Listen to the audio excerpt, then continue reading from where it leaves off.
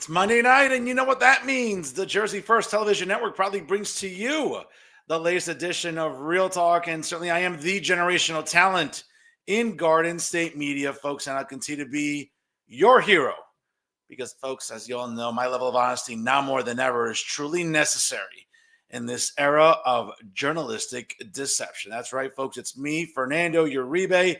Happy Monday to you all here. Hopefully you had a wonderful week. Hopefully a great back-to-school week for all the parents out there, getting their kids back in that regular routine, walking them to the bus stop, dropping them off at school, whatever the case may be. And, of course, a shout-out to all my fellow educators and all the good teachers out there in their back-to-school week last week here throughout the state of New Jersey. And, of course, I appreciate you all making this a part of your Monday night viewing on this, the 8th of September. I want to thank you all again for tuning in from wherever and however you may be doing so. Via Facebook Live, via StreamYard, also on the Jersey First YouTube page, as well as all of our social media platforms. Of course, speaking of that, if you haven't done so already, make sure you like us on Facebook. Of course, don't forget to follow us on Instagram and X, and certainly make sure you subscribe to the YouTube page. Again, it takes 5 seconds, folks. Like, comment, and share tonight's episode of Real Talk. It really does help get the episode and content out to more people. And we appreciate that here. Of course, folks, it's always about the algorithm. I always try to get ahead of it here. And again, you help make it happen every single week. And of course, whether you get your podcast on Spotify or SoundCloud, whether you're working out, download it, walking the dog. I'm sure you have your smartphone on you. Take Jersey First with you anywhere at any time. Maybe you're driving to tailgating at MetLife Stadium for the Jets or Giants this season. Maybe you're going to preseason hockey. Maybe you're going to the final stretch run for the Red Bulls as they're trying to make the playoffs in the MLS. Certainly postseason coming up. Whatever it is, folks, I'm sure you have your smartphone with you or your PC, your Mac, even your tablet. Take Jersey First TV with you. Trust me, you'll never be disappointed. And always remember, folks, here, front and center, representing Jersey First TV, of course, always educating and advocating for the residents of the great state of New Jersey. Folks, nobody does it better than the leader in independent media right here in the state of New Jersey. It's always Jersey First TV. Folks, you want to stick around for final thoughts? I have a lot to say about sort of the usual, I think, people that do us a disservice. But, of course, I also do want to thank everybody that continues to make Real Talk a success online every single week, whether you tune in on X, Instagram, LinkedIn, Facebook, YouTube, whatever. Another successful month here in 2025, folks. Over 48,000 organic views and counting, of course, for the show. Of course, I want to thank my guests for the month of August, and of course, to all of you that take the time to watch the show live every Monday night, and of course, to share the replays on all of your social media platforms. And folks, again, I'll continue to be the leader in independent media because, as we all know, the establishment media in New Jersey continues to lie to you.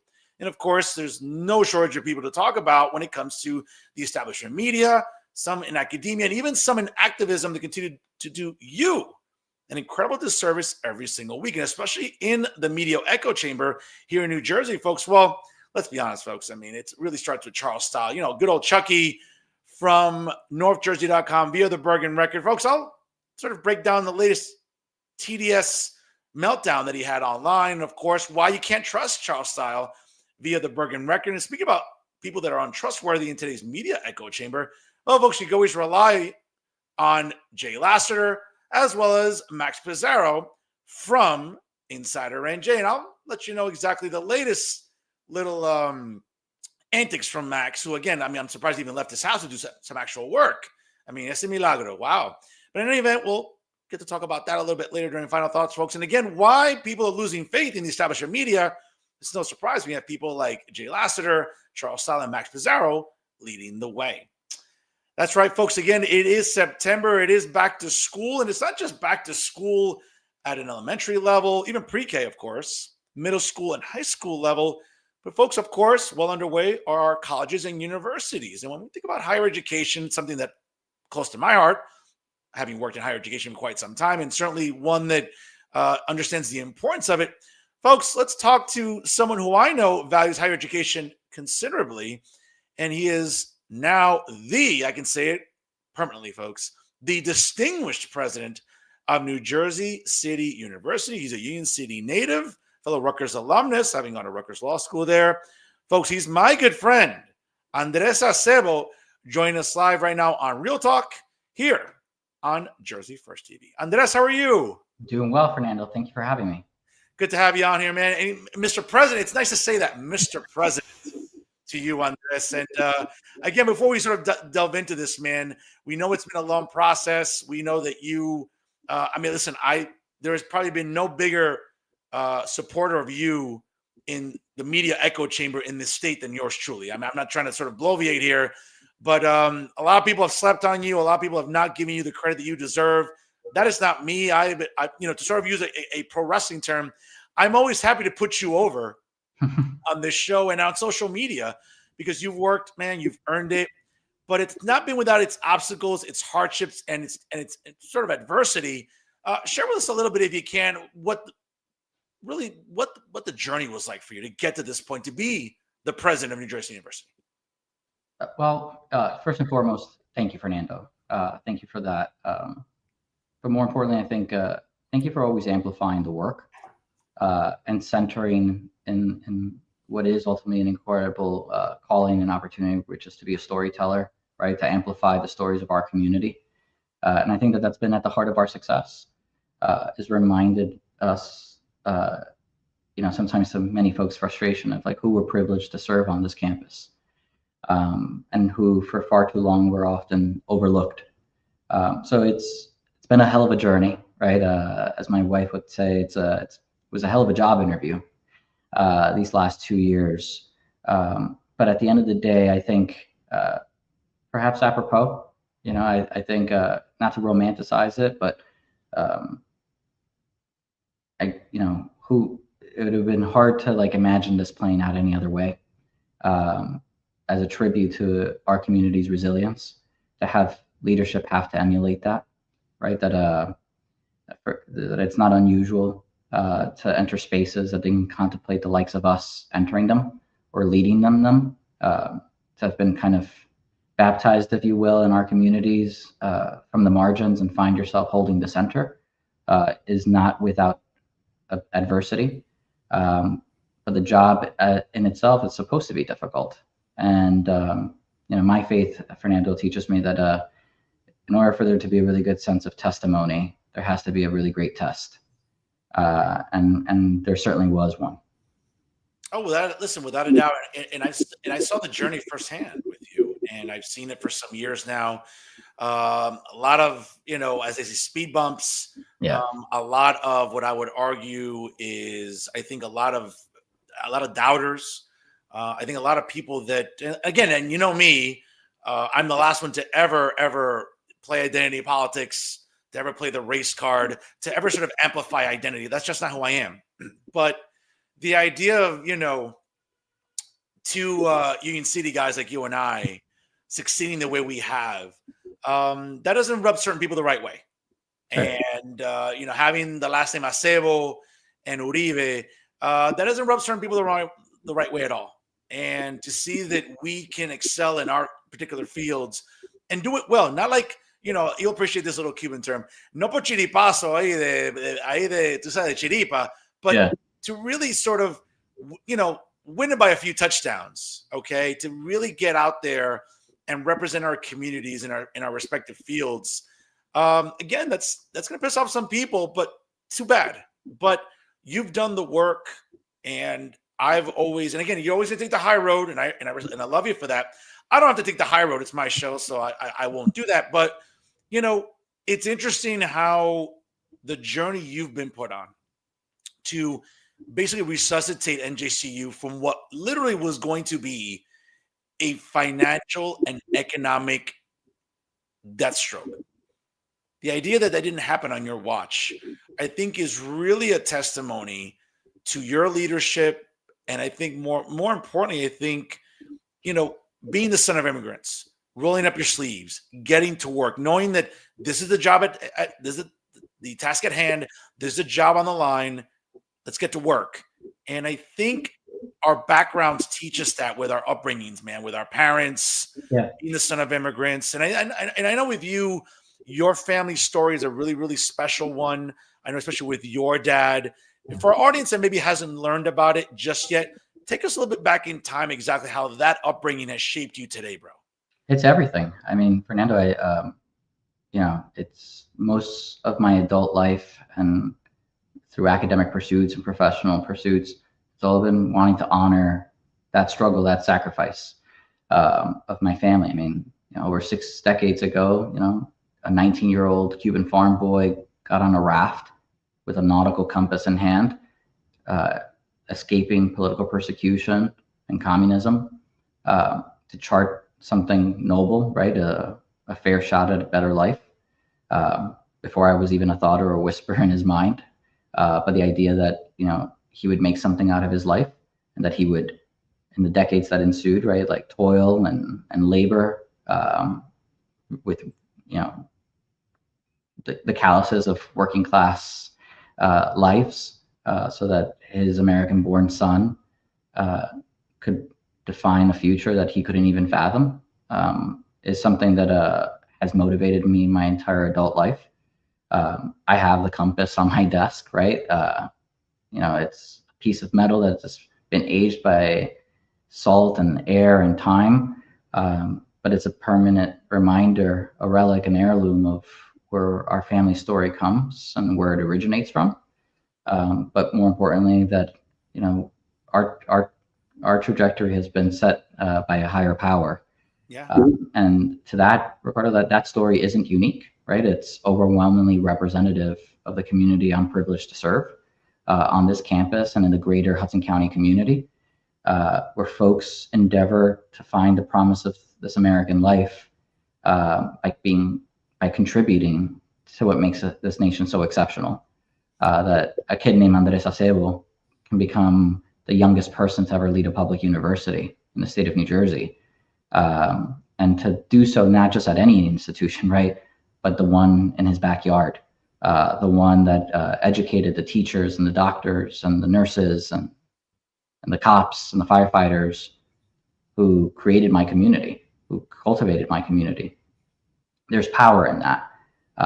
And so I've sought to honor it in every community partnership that we've levied, in every interaction, every bridge that we've tried to erect, right? Recognizing that there's divides in our community, not just politically, but culturally. That at the end of the day, I think that that's what our generation in particular brings to bear, is that I was an advocate before I was a lawyer, right? I was fortified to be a bridge builder, the bridge between my parents' generation and their struggle and that of my kids. And as I tell my team, right, that's our task. We're bridge builders on this campus. And a bridge doesn't deny the distance between two places, right? It acknowledges it. Yeah. And this very power comes from recognizing that the divide and daring to span it. And I think that that's what my lived experience brings to bear. And I think this experience also showed, like, if I can offer one thing, right, that I hope, however, brief my tenure in life would be, that this is a temporary role, right? No title is permanent. No role is permanent. That if you enter with the objective of being a servant leader, you work yourself out of a job, right? And you want to be succeeded by people that build on the foundation you've laid. But in the words of scripture, right, it is validating and affirming that, the stone that the builders rejected becomes the cornerstone. Well said there. Folks, if you're just joining us live right now, it's 5:42 here on the East Coast. Like, comment, and share tonight's episode, ladies and gentlemen, as I have with me tonight the distinguished president of New Jersey University, Andrés Acebo, here live on Real Talk. And Andrés, listen, an inspiring story. And again, being the son of immigrants myself as well, I think, I can appreciate your story. I can appreciate seeing the struggle. And again, sort of looking at my own background as well, looking at my parents, the son of a Cuban mother and a Colombian father, both leaving their respective countries for different reasons. My mom, leaving Cuba because of communism. My dad because of poverty, coming here, not knowing the language, having to develop a skill, having to sort of start their life all over. Like, I can't even imagine for a second what it would feel like. It's mind-boggling to me, the strength that our parents teach us because of their own journeys, and then how we can apply that to our own struggles. And listen, I've talked about this off the air with you. I mean, media is a tough business. Journalism is a tough business in New Jersey. And, the idea that it's been again, I don't ever like playing this card, but it's been the good old white boys and girls club forever. And in New Jersey, there aren't a lot of us Hispanics that really excel in journalism. I mean, there are. I mean, some are lazy. I mean, as I point out in this program, I don't have to mention names, but again, it's the struggle and the example that we learn from them. Like, keep at it, keep chipping away. No one's going to give it to you. Go get it. Sometimes, hey, maybe you don't have to be nice about it, but in the end, it's about that work ethic. And if it's not for the work ethic that our parents instill in us, and again, that translates into everything we do, whether we're going to undergrad, to grad school, in your case, law school, me, grad school, going into different fields, using our higher education degrees to our advantages. I mean, I think that it starts first and foremost in the home, the example our parents give us. And I think that our community really exemplifies that because it's such an immigrant-based community. It's a working class community. Again, a lot of daughters of immigrants are going to NJCU, and I think are applying this story that you exemplify and say, wait a minute, si Andrés puede hacer esto, yo también. If Andrés can do this, I can too. Right. I think to that point, there's something right that you can't learn in the classroom. That life as its greatest teacher, right? And I think that that's where there's an embarrassment of riches in our communities, that there's real life lived testimonies to grit and the power of grit. And I think at the end of the day, I think when you look at what we've accomplished over the last 2.5 years, there's an ethos to leadership that matters, right? I think we're living in a day and age, and this is a nonpartisan observation, right? Where people confuse leadership with performance.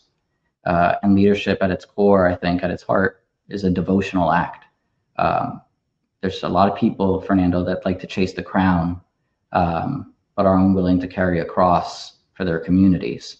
And I think at its heart, that's what leadership in our communities is fortified, right? Not by titles, not by rank, but the abuela that makes sure that you find how to make ends meet, or the dad, right, or the mom that holds down multiple jobs, so that their kids don't have to worry about tuition, that they can fortify themselves in place and prosper in place, is something incredibly unique, and something that for far too often has been taken for granted in our own community, that resiliency, a lo cubano, right, as we say in our own community, like the ability to resolver, right, that al mal tiempo buena cara, right, like that you push forward, you're tethered to something greater, and that is sustaining. And I think a lot, as you could imagine, Fernando, has been said about my age over the last 2.5 years.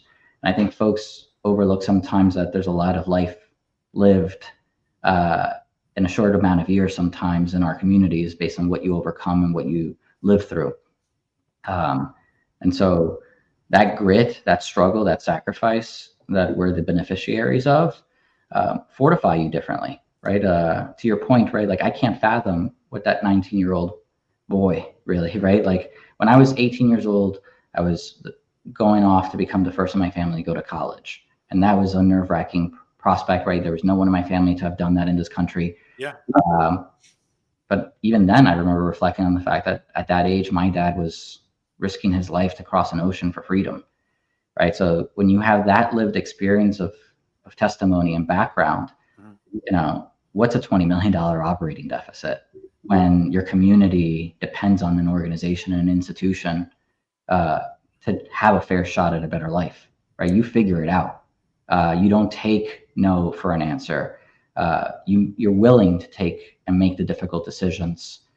You're willing to tolerate, right, the ridicule that sometimes comes, criticism that isn't well intended or intended to make you better, right? It's meant to, and you recognize that's ultimately what servant leadership is, right? That your ability to develop a strong chin and take it for the people you care about. And that, I think, is the promise of our community. And I think that that's the promise of not just a generational shift in leadership, but how we think about leadership in all our public spaces, right? That if we continue going to the same well, if we think that the same credentials and paradigms are going to yield different results, I hope this has been a case study in what happens when you don't have to search far and wide for what this community deserves, you just look at home. Absolutely. And again, let's get into your leadership here. Certainly in the last few years, taking over from, and again, I know you'll take the high road. You're a gentleman. I don't have to. Atrocious leadership that preceded you. Obviously, it's interesting about those that cast a lot of stones of doubt when it came to you. Interesting how you have a job today and they don't, but let me, I don't want to be an asshole on the air here for anybody specifically, or two people or three or four, or a newspaper no longer in circulation. But having said that, when it comes to your leadership, obviously during this process, though, Andres, there've been a lot of hard choices here. Obviously, you had a certain operating deficit that was literally almost crippled the university. Having said that, for our audience that maybe isn't familiar with some of the tough choices that went into this, what were some of these tough choices? Was it eliminating certain degrees? Was it eliminating certain departments? Was it maybe downsizing certain administrators? Again, listen, Yeah. I'm as proud of Rutgers alumnus as there is.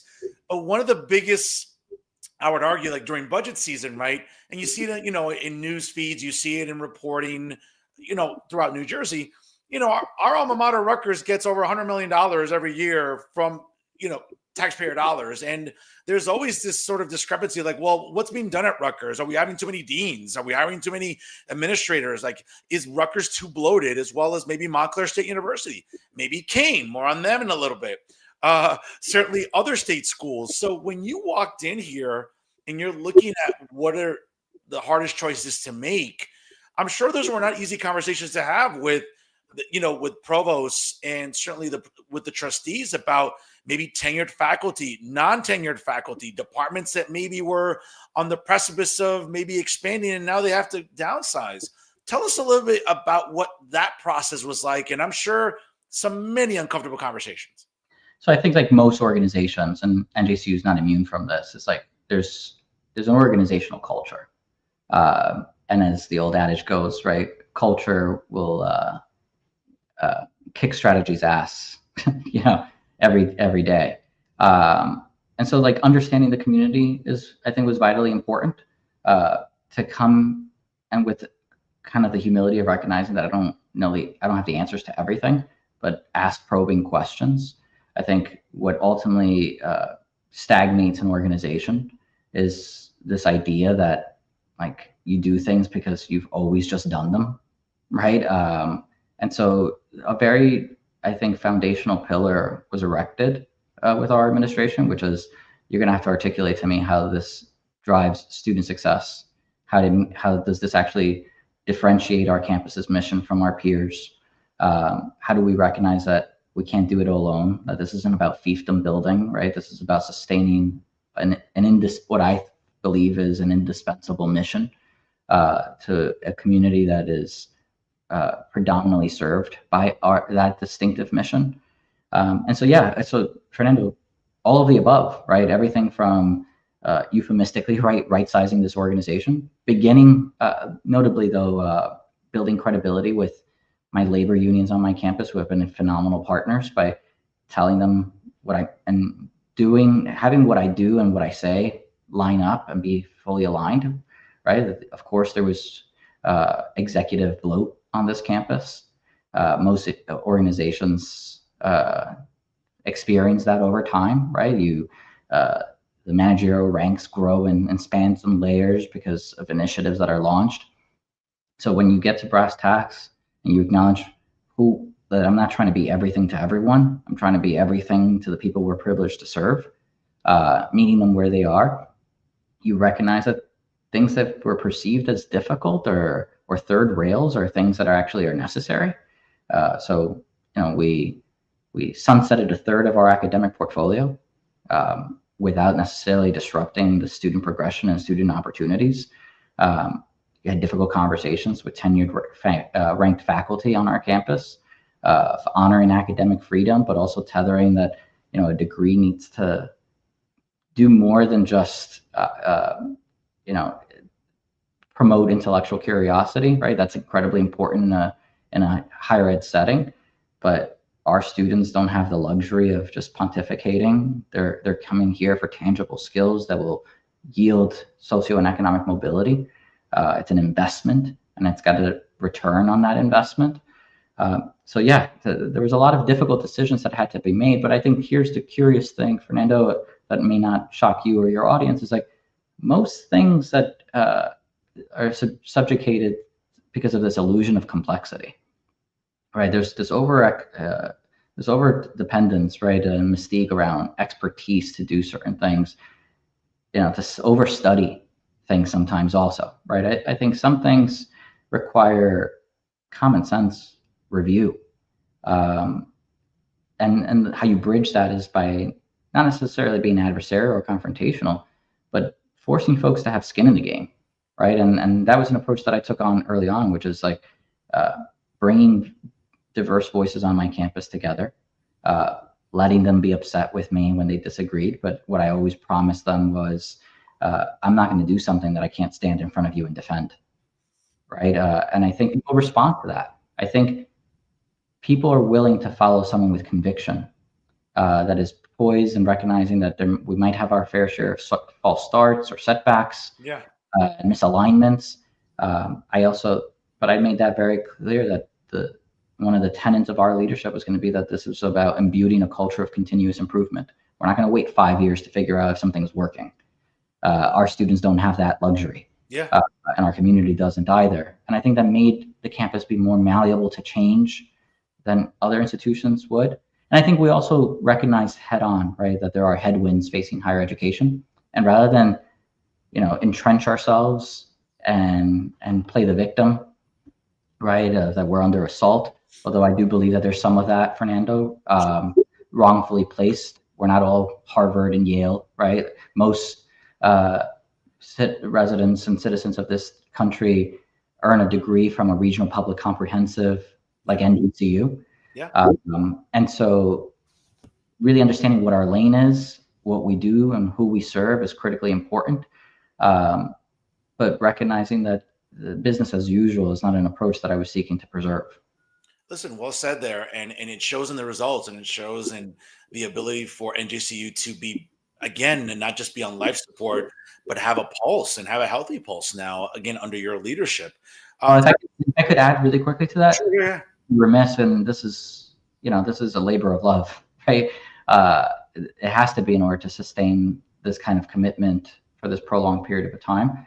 But a community really rose to the occasion, right? Like, and this isn't just me saying it, right? This is validated by people that didn't get charmed by me to like reach these conclusions, right? Like when Moody's, upgrades our outlook twice in 15 months, when it gives this institution its first positive outlook rating, and I'm not going to date myself here, but let's put it this way. I was in high school the last time they did, right? Like, that's important, right? That's an affirmation of that the decisions and the decisive actions that were taken strengthened the outlook of this mission. Absolutely. Well said there. And again, because of leadership comes tough choices, and obviously having those conversations. And another tough conversation, I'm sure that's going to be ongoing for our audience maybe isn't aware. Certainly NJC will be merging with King University within the next couple of years now. And a lot of people at home, I have a very intelligent audience. That's why I love them, and that's why they tune in every Monday night. But something as complex as this isn't really ABC. I mean, obviously, a college or university merging with another, there is a lot of bureaucracy that goes on with it. Again, for someone like myself who's worked in government for many, many years, I know how slow and what a sluggish pace bureaucracy can be when it comes to things like this, but especially in academia and higher education. The notion of two very noteworthy universities like NJCU and Kane now merging in the not so distant future. Can you tell us exactly what sort of precipitated the talks for this? And again, I'm not sure what you're at liberty to sort of discuss openly, but where does it stand right now in the process? And at what point are we going to see a finality to this? So I will tell you, the good news is that both campuses have leadership that rejects the bureaucracy that stonewalls progress, right? And I think that is something that is being considerably felt. And so I think that this will culminate. Obviously, there's a transaction phase, and then there's an implementation phase, but something positive and grand is coming within the next 12 to 18 months to this community. While we navigate a complicated federal landscape, regulatory environment, and the like, the mission is aligned, and that makes the work much more malleable, if you will, right? And it helps expedite what would otherwise be, an arduous path forward. But so let me address prominently what precipitated. I think in large part the headwinds facing higher education, where NJCU found itself after, and it wasn't just when that board in June of 2022 declared fiscal exigency, right? I think not enough has been stated about what a courageous act that actually was, right? To say, the way we're operating isn't sustainable, right? And I think if more organizations were honest with themselves, there'd be a lot more institutions under the microscope today, not just in New Jersey, but across the region and across the country. And so recognizing those things, and I think that's probably what I'm most proud of my tenure, is that you'd be hard pressed to find someone in the political sphere or in the greater community that doesn't know who NJCU serves, right? That where we serve the most socioeconomically diverse student population in the state of any public university. That the overwhelming majority of our students are the first in their families to pursue a college degree.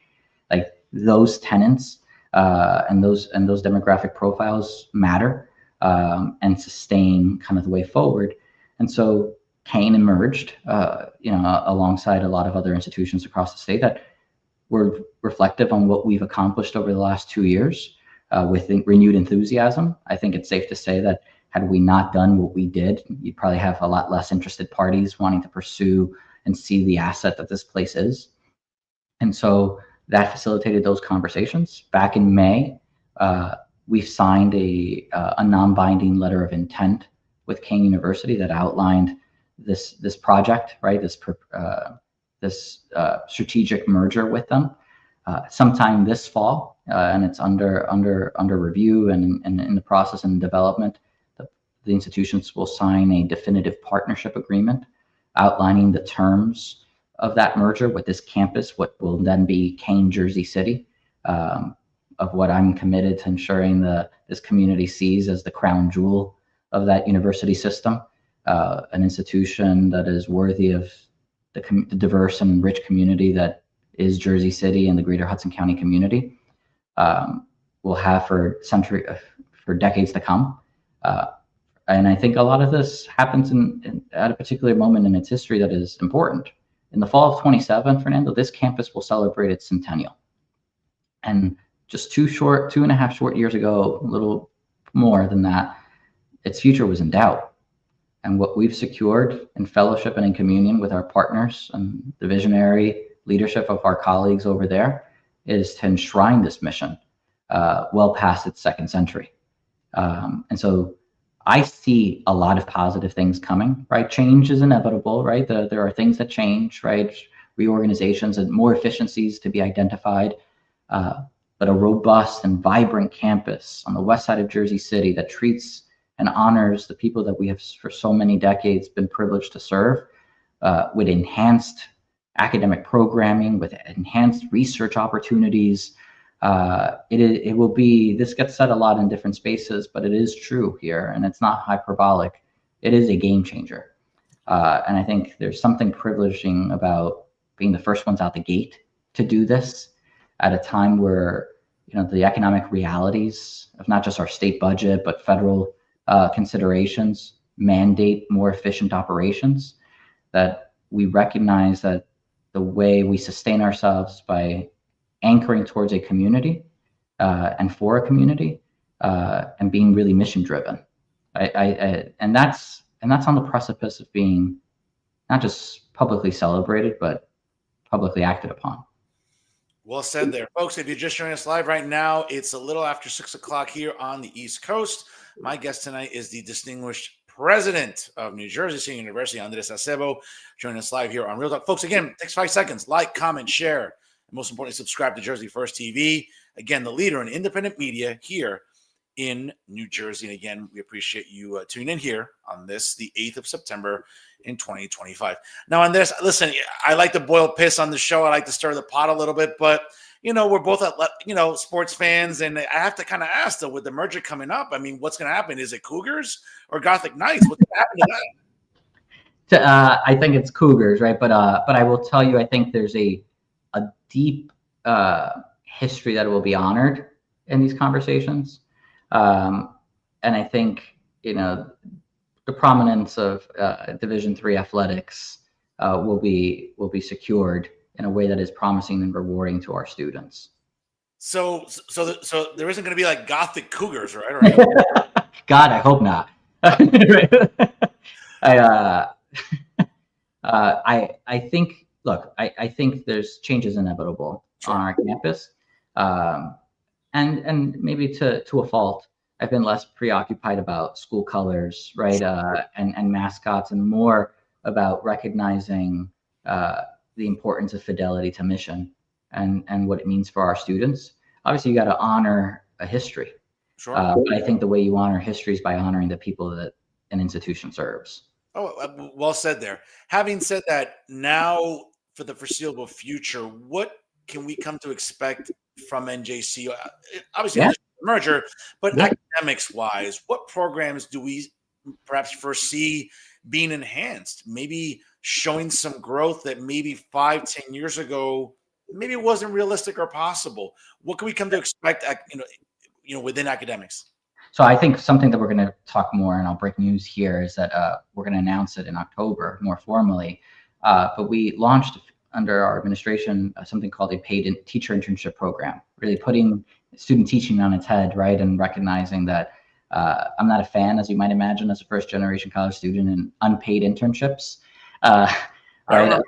Right. So cutting our teeth is important, right? But rewarding people's time and value and contributions is equally important.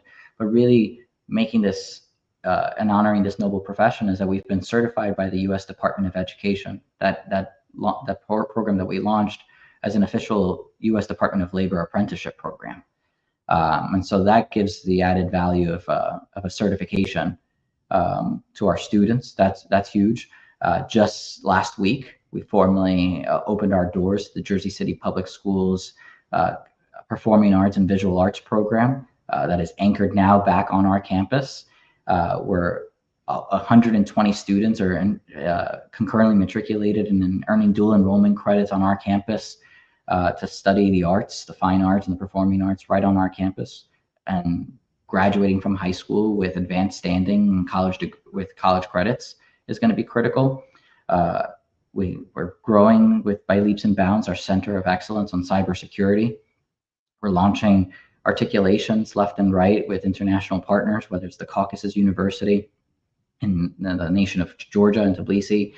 We have another partnership coming with a university in Mexico, really leveraging our geography and our footprint and growing by leaps and bounds in scale. But to tie this again to Kean University, I think the prospect of this is also important, right? Like you taking a regional public comprehensive institution in NJCU, a teaching and learning institution with a deep urban commitment, and you tether that to New Jersey's only urban research university that just this past year earned its R2 designation. Now you're going to have a public R2 anchored in the state's second largest city. That's dynamic, right? With an expanded academic portfolio, that's what our students and our community can look forward to, and that's rich. No, it certainly is. And for the longest time, I mean, I even remember going back some years where before it even became NJC, I mean, it was Jersey City State College. And Yeah. for as long as I can remember, anyone that worked in education, especially at the elementary or high school level, looked at Jersey State College as their destination to get their teaching credentials, right? To get their bachelor's in education, in many instances, their certifications, whether it was for bilingual education, maybe going for graduate school, whether it's going for an administration supervision degree or other graduate degrees. I mean, I know it firsthand since, and I'm not trying to throw shade at my ex-wife, but there's a reason why, her master's degree has Uribe on it. I mean, not to say anything, but, she got a little help along the way. I'll leave it at that. But what I will say is, I mean, I know firsthand how demanding the curriculum has been, how demanding that program has been, because so many that want to become teachers. And again, I think we're living in a time where there's a shortage of teachers. I mean, becoming a teacher isn't, I mean, again, I'm not throwing shade on the occupation, but because of what we've seen with budget cuts, Yeah. Coming from Trenton, being a teacher isn't what it once was, or the attractive destination that it used to be. We need to get back to that. We need to get back to encouraging more men and women to be teachers. Teachers shape us. Teachers help us dream. Teachers help us develop that curiosity to want to learn. Yeah. And I think we're living in a climate now, especially in New Jersey, where coming from Trenton, a lot of school districts face budget cuts. I've seen it firsthand with a lot of friends of mine that are teachers in all 21 counties in the over 500 school districts that we have in New Jersey, which is kind of crazy to think. Yeah. But again, being a teacher isn't what it used to be. And we're seeing some attractive, application packages. We're seeing the city of Newark or cities of or urban areas saying, hey, here's a signing bonus to become a teacher. Yeah, Right. some people may not want that, but I can tell you that NJCU really, I would argue, in the northern part of the state has been that pillar of encouraging those to go to college to be a teacher, and it started NJCU. And I will say, I think what is promising about having an anchor institution of higher education, particularly a public one, with that direct line to those noble professions, is that you, as I said earlier, you cultivate in place, right? So this Wednesday, right, I'll be celebrating my investiture in front of my community and my family, and in this historic theater, the Margaret Williams Theater, almost 100 years old, and in a theater that to fill to capacity, seats 1,000 people. In that theater, there's going to be dozens of teachers, loved ones, right? Personal educators of mine from Union City Public Schools, right? That from elementary school to high school, that were so important to me in my most formative time in my life, that are Jersey City State NJCU graduates. And so the direct correlation, right, that my story is possible because of people that pursued that noble profession, right, that felt it incumbent upon them to dedicate their lives to fortifying the next generation, right in their own communities, is something that very few organizations can boast about, right? And I think that this is probably the stat that I love most about our institution, right? That it's deeply community influenced and community tethered. 80% of my incoming freshman class comes from within a 5-mile radius of this campus, right? That is significant. That's economic impact. That's honoring and shaping community. One child, one student, one family, one block, one city at a time. Without a doubt, Andrés, you put the work in, and it's obviously it takes a team effort. It's easy to sort of take credit for yourself, but it's not. You work with an incredible team. Yeah. You work with incredible administrators that have, what I would argue, cultivated a culture in recent years from the brink of despair to I think the precipice of extraordinary change and advancement. And that's not easy, especially again for a university that, again, you have St. Peter's nearby. You certainly a little bit south of you, obviously, Kane, a little bit west of us, we have Montclair State University. A little north of us, we have William Patterson University. And certainly, you have some of the private universities. You have Fairleigh Dickinson, you have Seton Hall, the College of St. Elizabeth. And of course, sort of and again, not to sort of put it over because we're alumnus, but, the main event, as they say, Rutgers University. I mean, there is so much competition. There are so many options for students, but what we're seeing, and I'm really curious to ask you about the way enrollment's looking the next foreseeable years. Where do you see NJC? Again, it's hard to sort of say, well, we want to be up there with Montclair and Rutgers. That's a process. But right now, presently, or for at least for the next foreseeable future, where do you see enrollment moving towards? And what are some of the marketing tools that NJCU is going to use to attract talent to its campus? Well, I think it begins with relationships, right? I think our privilege is our geography. We're in an incredibly densely populated county, richly diverse. So kind of the spoils, right, of the dreaded enrollment cliff, right? NJCU is not immune from that, right? We've seen, in many ways, the financial challenges that plagued this campus over the last decade, really, was amplified because of those demographic shifts. But I will tell you that, if you make a point of meeting people where they are, they respond, right? I think there's a lot in the political lexicon talking about equity, right? And that's important to me as a value proposition, but you can't ignore that or overstate that in the absence of accessibility, right? So for too long, right, this place existed and meandered because it ran in place, right? And I think what we've done is that we've we've run towards something. We've run towards our community, and I think we're seeing it in real time. I see a boom coming in enrollment, and not hyperbolically again, right? Like not without its challenges, right? Our students struggle to retain, right? The staled definitions of student success, right? Don't apply and don't serve this campus well. If a student takes 6 years to graduate from NJCU, it's not because they weren't bright. It's because life disproportionately happens when you got to drop down from full-time status to part-time status to pick up that extra shift because you're paying for yourself to go to school, or you got to care for a loved one. I mean, that's grit and tenacity that gets rewarded across a graduation stage. And we recognize that those academic journeys aren't linear. Our obligation and responsibility is to bridge those divides, to knock down as many of those institutional obstacles as possible. But we're seeing that in real time, Fernando. We are bringing in, this fall, we've brought in the largest freshman class that this institution has had in over 4 years. Very nice. We saw a 10% increase in new undergraduate enrollment over last fall. That is consequential, right? I think that's a testament, I think, to the durability and the resiliency of our mission, and not to be understated, right? Because I don't have the depth of resources that a lot of my peers do, but don't underestimate the power of a university president and a team to go into the community and join PTA meetings and speak in Spanish to families, right, about the value proposition of a degree in their home community. People respond to that. I think it's relational. And I think that goes to, I think, the unorthodox marketing strategy, right? I wish I had the marketing budget of a Rutgers. I don't. Sure.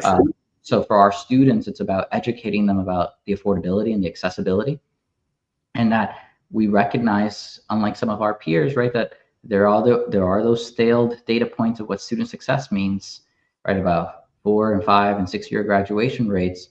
But we recognize that who we serve are predominantly working class that don't have the luxury of just meandering through a college campus for 4 years, and earning a degree that they don't even know what it meant, right? At the end of the day, like there are purpose-driven individuals on this campus, right?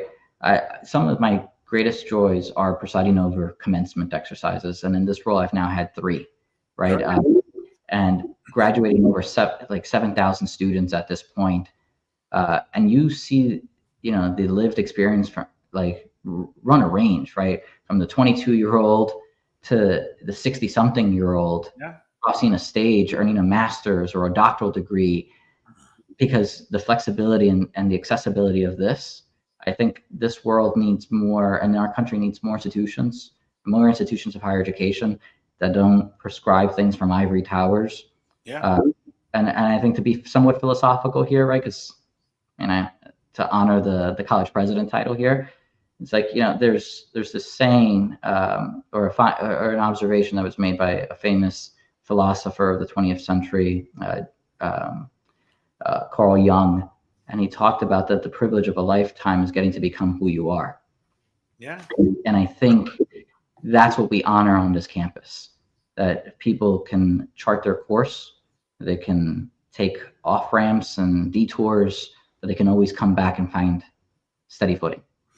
Absolutely. And Andres, let me ask you this. Again, we're 5 years out of the pandemic, thankfully, and certainly remote learning was a big component of higher education during that time period. You just mentioned, obviously, some of the, I guess, the advantages that NJCU offers for a lot of its students where, hey, again, it's a working class community. Getting a degree in 4 years maybe isn't always optimal or possible. When we think about that, the flexibility of programs, is remote learning still a part of NJCU and a lot of academic programs to maybe help facilitate for a lot of, let's say, working people, let's say single moms and dads that work a full-time job that have to worry about and sort of juggle daycare and then be like, well, I may not be able to go to class on a Tuesday, Wednesday, or Thursday from 6 to 8:30 p.m. I mean, I remember those days in grad school. I remember you in law school, obviously, right? So we remember that, I mean, those are trying times, right? When we're doing it, younger. But for a lot of us in the community, regardless of demographics, that's not always possible. Right. What can you tell us about what NJCU offers that maybe other schools don't, that helps facilitate this? So yes, I mean, like asynchronous learning is something that is leveraged. Online distance learning, in particular for our graduate studies, is something that is highly amplified. I mean, we have a very prominent doctoral program in educational technology that brings students not just from across the state, but across the globe, and primarily leverages that, no pun intended, educational technology to develop expertise and a moderated course of study. But one more thing that we do is that we recognize that our students also come to bear with lived experiences that have academic weight to carry. So in the last year, we've also kind of reformed and modified our way of evaluating and assessing prior learning and job experience to find ways where you bridge the academic curriculum. My view is, like, if you've been managing a retail operation for the last 5 years, you've got management experience that can't be understated in a management course, right? So how do we acknowledge that time so that students are beginning their course of study with advanced standing? And the other thing that we do that I take great pride in is that we've eliminated, I think, what is a travesty and somewhat sinful in higher education, where it's like we overly burden our students with remedial work that is not credit bearing. So one of the hallmarks, I think, of our administration has been we've called that out and abolished it, right? There's no such thing as excess credit accumulation on this campus. If you come from a community college and you earned your associates, you're beginning with 60 credits on this campus, right? We're not forcing you to redo all your general education credits. Our goal is to meet you where you are when you get here, and honor kind of the struggle and the sacrifice and the persistence that got you here to begin with. Andres, let me ask you this, because again, it sort of goes back to what this journey has meant for you. And I know obviously lots of articles have been written, certainly Binge, a great news site I like to look every so often, Business in New Jersey Every Day. Folks, if you don't read, binje.com, great news site. But just seeing the press release here in July, obviously, and the first sentence really just said a lot to me here. Andrés Acebo, who has led New Jersey University through the most critical period in its 98-year history, orchestrating a remarkable financial and academic recovery. I look at that sentence in the article, and I've seen other articles that have been published about this, this accomplishment for you, which culminates Wednesday, obviously, right, for you, and you see it with your family. Very emotional photo is out there, obviously, when you heard the news, obviously, what it means, this accomplishment for you and your family.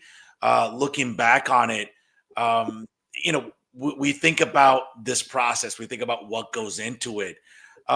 Listen, we're big sports fans.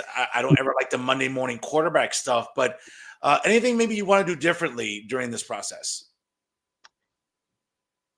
It would be disingenuous to not acknowledge that there were stumbles along the way and things that you learn from. I am certainly, I think, today a better leader than when I started. I think what I would have done differently is the balance that you kind of have to set for yourself, right? Of just I'm an emotive individual, right? Like I'm an emotional being, and often in high-profile roles like this, that is not something that is valued, right? And so it sometimes invites the perception of weakness or immaturity. And I wish I would have been, not confrontational, but certainly much more assertive, that my success was deeply rooted in my ability to emote and that I care. And that far too often our community is plagued by things that deliberately undermine it, because far too many people don't care enough. about who they serve. And so I wish I could have much earlier on than I ended up doing, really solidifying that wasn't that wasn't a defect in the program, right? That was a feature that you got with me. That you got someone that led with heart and conviction and unapologetically passionate about this mission because of who it serves, and that it was personal, right? And I think there's this tendency in professional life for people to tell you don't take things personally, and I think we find ourselves where we are as a society because not enough people take it personally. Yeah. Right. Like far too many people perform rather than lead. Absolutely. Listen, Andres, I can hear in your voice how committed and passionate you are to this. We've talked off the air repeatedly about it, and obviously, again, I'm not saying this because people would say, "Well, I've sort of developed this reputation by some people regionally. Well, Uribe is just an Acebo cheerleader. Give me a break. Look at the pom poms. Well, first of all, I wouldn't look good in a skirt anyway, so never mind the cheerleading outfit. But that's just not who I am. But having said that, I think the reason I've been such a staunch supporter of yours is because I see a lot of your qualities, and I think in people that I grew up with. And again, obviously there's a certain age gap with you and I. That's fine, but the collective life experience that we've lived, I think, is really, I think, what bonds you and I. Not just as my guest repeatedly on this program, but as friends. We've talked off the air. We've gone out. We've had dinner. I can see you as someone who's a close friend of my family. Our families know each other, for God's sakes. But having said that, I look at your story as one that's really empowering. I look at your story as one that, when you're sitting there and listen, I'm going to be there Wednesday to cheer you on. I appreciate the invite. Thank you. But I'm going to be sitting there and I'm not going to lie to you, man. I'll have a little tear in my eye because I'm going to be like, yo, this is my guy who, you know what? Again, I caught a lot of shit online for going to bat for you. Oh, well, Uribe is not really a journalist, says the people who aren't journalists to begin with. But, Yeah. and I always looked at your story as a really empowering one. I think one that I think serves as a great example when it comes to not just, again, being the son of immigrants, but I think of just growing up in a working class community and, again, rolling up your sleeves, sabiendo que tienen que trabajar. Y tú sabes qué, no importa o que diga la gente, it doesn't matter what people say, rolling up your sleeves, getting to work. I think it's a great story. And again, I'm not trying to inflate your ego, but I mean, somewhere along the line, if this isn't a Lifetime movie or something on Netflix or Hulu or Amazon, I mean, again, I'm not saying to be hyperbolic. I mean, you're a great story, man. We don't see this a lot in academia. We don't see this a lot in higher education. We don't see this a lot, especially in a state like New Jersey. So, people might say, oh, there's Fernando, whatever, pom-poms again, cheerleading. No, I'm not cheerleading. I think, it's a story that I think serves as a reminder that if you put your nose in your books, get to work, you study, you went to Brown. That's not easy to get to, folks. Again, you look at the application process. It's not easy. It's an Ivy League school, okay? And then going to Rutgers Law, that's not easy either. I think it serves as a great reminder that you have to put the work in. Having said that, when we think about Wednesday, it'll come and go. But I think, again, being sports fans, I think you'll appreciate this. The hard work begins Thursday morning. Yeah, Wednesday's great. You get to sit there. Everyone sings your praises. The accolades come, the pictures, which, by the way, I'll get a photo up there. I got to review. But the real work starts Thursday. Well, it's been already started for some time now. But as you say, the real work, the real regimen, the real grind starts Thursday, starts Friday. And it's not just like a 9 to 5. I mean, I've seen you go up and down New Jersey, cultivating relationships. Not to put you on the spot, but what's been some of the most rewarding relationships you've cultivated in your journey? I think the irony is it's almost been like the national friends, right, that I've earned, right? So across the state, right, the old adage is true, right? Like no one's always highly regarded at home. But I think the validation from friends from across the country, from a sector, right, that embraced me as as bring some type of a refreshing take. I recognize, right, that I represent also a generational shift in leadership. But I think that that's probably been the most rewarding, right, is the commonality of of being in the trenches with people that care about mission-driven organizations and institutions across the state. I've found incredible friends, you know, and that's, again, not to be hyperbolic, but when you find that your work is being validated and celebrated by the two major party candidates for governor come November, you've done something right when you can bridge the political divide, right?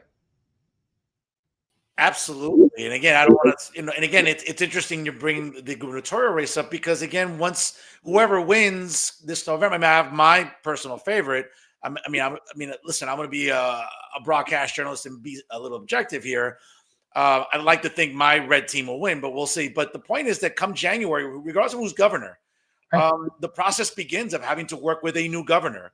Not necessarily a new Senate president and Assembly speaker. Those will remain the same, but working with a new governor because budget season starts really the day after New Year's. Right. And now that obviously you've had 8 years of Phil Murphy, certainly there's been some challenges there when it comes to the funding and budgets, but now a new governor, whether it's Mikey Sherrill or Jack Ciattarelli, you got to get to work. You got to go to training. You have to sit down with the governor and be like, listen, this is what NJCU needs. We are a growing public city university.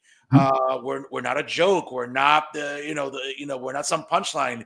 We are a public university with a growing enrollment, with growing academics. Regionally, we're being accredited. It's a reputable university. You're gonna have to sit there, and again, not to put you on the spot, but you're gonna have to sit there and really sell NJCU to a new governor during budget season. I can't even imagine how difficult that might be. Yeah, I will say this. I think I'm encouraged, having been able to interact with both candidates to date, right? And I want to very publicly thank both of them in particular. It certainly brought a smile to my immigrant parents, right, to see both the former Assemblyman Jack Ciattarelli and Congressman Mikey Sherrill acknowledged even like the history that was made, right, in our own community, right, that a product of public schools, of public investment, gets the privilege of this responsibility, and the historic firsts that it represents, right, I think are important. But I think the recognition of the work of the last 2.5 years in particular is validating for an entire community that made it happen. And so I look forward to their working with either of them. And I think, it's a sales job, as most of my colleagues will find to be the case. But I stand on certainly on solid foundation here, where I think we've established a value proposition, and that we're with the investment. Yeah, without question. Before I let you go, I know you've been a gentleman to be on with me for over an hour. I know it's a busy week for you. You got coming up on Wednesday with your ceremony. But let's stop talking higher ed. Let's talk about academia. Let's talk about stuff that really keeps us up at night, okay? Yeah. And that's our Dallas Cowboys and Miami Dolphins, okay? Not a great week one for us, Andrés. No. Certainly, both teams, we have our home openers this Sunday. Dolphins host the dreaded division rival Patriots at 1:00. My Dallas Cowboys will host the New York Giants at a 1:00 kickoff. Both teams 0-1. Both teams looking to get back on track, get back to 500 at home.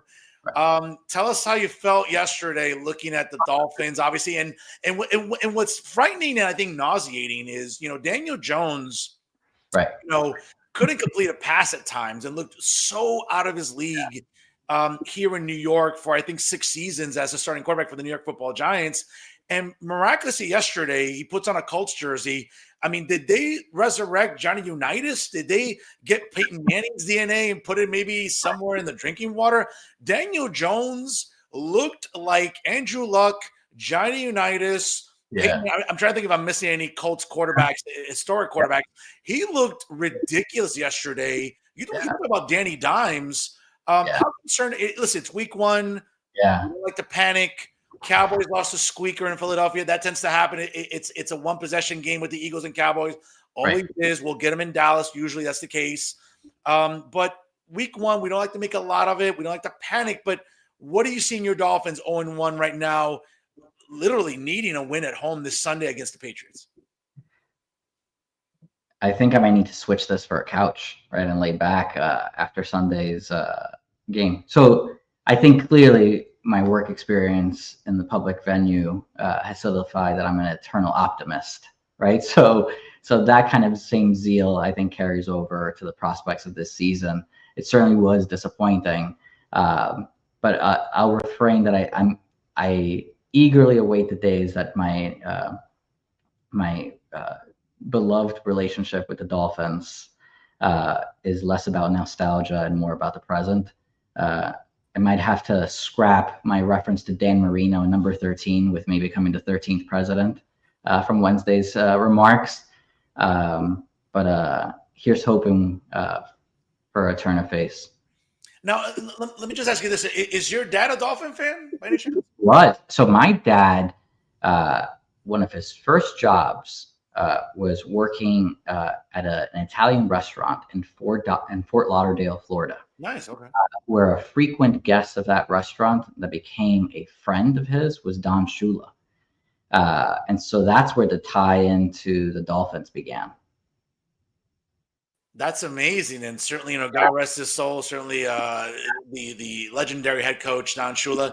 Again, the only coach to ever coach a perfect team, long before we were ever born, those 72 Dolphins obviously still remain an iconic fixture in league history. And, listen, like anything else, it's tragic because when you see teams, once it passes 10-0, you start seeing the buzz around the NFL. And, tragically, obviously, there are less and less members of that 72 team that are still alive. Larry Zonka, for example, is still alive. A few others are still alive. And it almost becomes like a rite of passage where, hey, like those Dolphins that are still around look back and say, hey, we can smoke a cigar today. That team finally took that loss. And, obviously our record is still intact. But, when we think about the Dolphins, right, again, I'm a big sports history fan as well, Andrés. You think back to, yes, in I would say the last 20, 30 years, certainly with the introduction of hockey in the NHL in South Florida, the Florida Panthers have won back-to-back championships. Right. They've been a fixture since 1996. The Miami Heat going back to, I believe, 1989 or 88. I mean, it's a fixture. Even the Marlins, I think the Marlins started, I believe, in 1993, if I'm not mistaken. 93, right. But they won, their first. They won 2 World Championships. But for the longest time, the Dolphins were that sports conversation in Florida. Obviously, when we saw expansion into Jacksonville, Tampa, there's talk about maybe expanding another team in the NFL, maybe Orlando. I mean, God knows who wants to play in that hellhole in the dead of summer in that humidity. But imagínate, lo que hay in Orlando. Yeah, the Dolphins that's a dome. Yeah, exactly, right? The Dolphins were not even University of Miami football. The Dolphins were that fixture for Florida for the longest time. And I think that's really the affinity that fans have for it. Yeah. Well, I think, but you're looking at it. That's a really good observation. I think, my cousins down in Miami love this, right? Where it's like, Miami has a rich sports history that gets slept on, right? And I think look at what's with Inter Miami now and MLS's expansion and the Freedom Park development that's growing down there. And I think that there's a market that attracts talent. And I think, again, I wouldn't sleep on it. Listen, not at all. I mean, what we grew up on in the Orange Bowl, watching the Dolphins, and believe it or not, I mean, this will kind of make you laugh. One of the reasons, and tons of people tell me this all the time, in the early 90s, one of the reasons that Dolphin fandom really grew was because of Ace Ventura: Pet Detective. Oh, yeah. And if you remember that movie, which it's still a great movie to this day, it holds back and it's like, the Dolphins hosted the Super Bowl, right? I mean, obviously that can't happen. Obviously, the NFL rotates stadiums and everything. And that was at a time where, again, the Eagles had not won a Super Bowl yet. Unfortunately, they've won 2 since then. But the Dolphins, Dan Marino, Right. the old Dolphin Stadium. And obviously now we look at, Hard Rock Stadium Yeah. and, the renovations. Obviously, to your point, it's become also a global destination. Leo Messi Yeah. with Inter Miami. Obviously, the World Cup comes to the United States next summer. Miami's one of the destination cities for group play, as well as MetLife, of course, the penitentiary that dump is here in East Rutherford. But no question, Hard Rock Stadium is going to be a destination for the world coming up next summer. Agreed. Yeah. Yeah. It's a leap from the old Pro Player Stadium. I remember going with my abuelo and my cousins. So I'm a diehard Yankees fan, right? Like my dad, but when we would go down there, I remember when interleague play just started becoming much more popular. And I remember going to then, I think it was called Pro Player Stadium. Gary Sheffield played for the Florida Marlins at the time, right? Who would have thought that he would have ended up with the Yankees? But even that, right? Like there's this affinity, but almost like a passive engagement with the sports.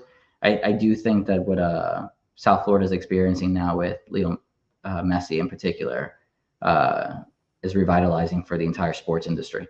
You mentioned about Pro Player Stadium. I mean, if you remember those dimensions, it was god awful, right? It's like they had to push back the Rangers during the NFL for the Dolphins, right? And it's interesting because I could probably knock one out of the park right back in the day. Right? Yeah, no, totally. And what's interesting is, the Dolphins, again, because of being a historic franchise, their fan base really travels well. I mean, again, listen, in a few weeks, I'll be taking my dad to Jets Cowboys at that dump, that penitentiary that's there in East Rutherford. I mean, every time I drive on Route 3, Andrés, it's like whoever's in the car, I'm like, look at that dump. Look at that disgusting the Route 3 parking lot. The Route 3 parking lot. I'll be like, look at that ugly ass thing. Oh, and and American Dream Mall. And it's like people usually think it's the mall that looks like a dump. No, it's MetLife actually. But the Dolphin fans really travel well because whenever it's Dolphins Jets, my goodness, I mean the amount of teal and orange. And by the way, I'll kind of die on this hill during the Ricky Williams days. That orange jersey, that was really nice. I wish. It was nice. Yeah, those were really nice.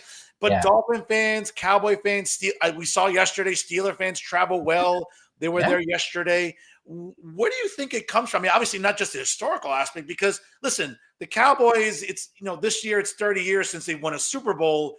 I at least got to see championships. For a lot of Dolphin fans, a lot of the fan base hasn't seen it. Where do you think it comes from with the fan base? I think that fandom is generational, right? So it becomes like, again, I think it's inculcating, right? Like the experiences and the affinity that my father had with it that I then feel like incumbent to pass on to my kids, right? Like, I have 3 boys under the age of 12, right? Who, rock out Dolphins gear in North Jersey, right? Stand like siloed. So it creates a streak for them to be prepared for living an independent life, right? Like that doesn't follow the trend.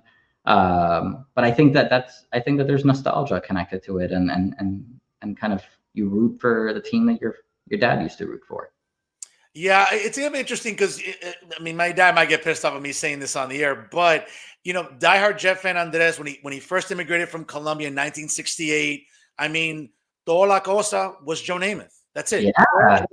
Toda la embulla, toda la locura fue the Jets and Joe Namath, and he's been a long-suffering fan since. He's kind of like the Colombian Joe Beningo in that sense. And for everyone who ever listens to sports talk, you know who Joe Beningo is. And he's suffering, but every so often, whenever it gets a little cold and chilly, maybe he leaves the house. My parents come to my place. Oh, I frio. Believe it or not, my dad's got about 3 or 4 Dallas Cowboys caps in his house. And my mom is like, hey, are you ever going to give Junior back his caps? And my dad's like, he has so many. Who cares? He's not going to miss them. But believe it, I think he's a closet Cowboys fan, because whenever I get shirts that say don't fit me, or let's say after washing they shrink a little bit, I'll be up to get asked. And my dad never says no. He rocks the Cowboy. Now, mind you, on week 5 when it's Jets Cowboys, he's wearing his Mark Sanchez jersey. Don't you worry about that. He's not rocking Cowboy blue. But it's always interesting about sort of historic teams, how within families you get that sort of that Yeah. bonding, right? With you and your boys, obviously, they'll know the misery, right, of being a Dolphin fan well into adulthood. But Andres, I want to thank you for your time, man. You're always a gentleman to come on. Once again, congratulations coming up this Wednesday on your ceremony. And again, I always appreciate you coming on. I'm sure you get a lot of shit for coming on my program, but you're always a gentleman, and I love our rapport. I'll give you the last word here tonight on Real Talk. Thank you, Fernando. Again, thank you for platforming our story and our work. I acknowledge it, and I will say this: like, I encourage more people to engage. Right? I think we live in a world where we like to be in our silos, and you and I personally have no shortage of things that we probably disagree on, right? But I think we value the dialogue and the discourse, and treat people with the sincerity of meeting them where they are, right? And so I appreciate the opportunity to advocate and champion a community that has given both you and I so much. You do that really well, man. Once again, congratulations on becoming the 13th president of NJCU this Wednesday. I'm looking forward to the ceremony. Folks, he is Andrés Acebo. Ladies and gentlemen, if you're interested in attending NJCU with all of its great academic programs, please visit www.njcu.edu. Obviously, very affordable, reputable, and more importantly, folks, a sense of community that you get really at no other public university in New Jersey. And you don't get it any better than New Jersey City University. Once again, folks, www.njcu.edu/academics. A plethora of great academic programs and degrees available at NJCU. I won't charge you for that, brother. Free of charge, plugging for you. Whatever marketing you don't get from the state budget, you'll get it with me on this program.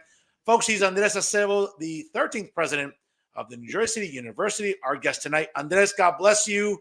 And again, go Dolphins. Let's see what the season looks like as we continue on. I'll see you Wednesday, and thanks again for coming on Real Talk. Thank you. Thank you. Take care. Bye. Folks, good stuff there by Andrés Acebo, the distinguished president, once again, of New Jersey City University. A great job, a great journey by a great man.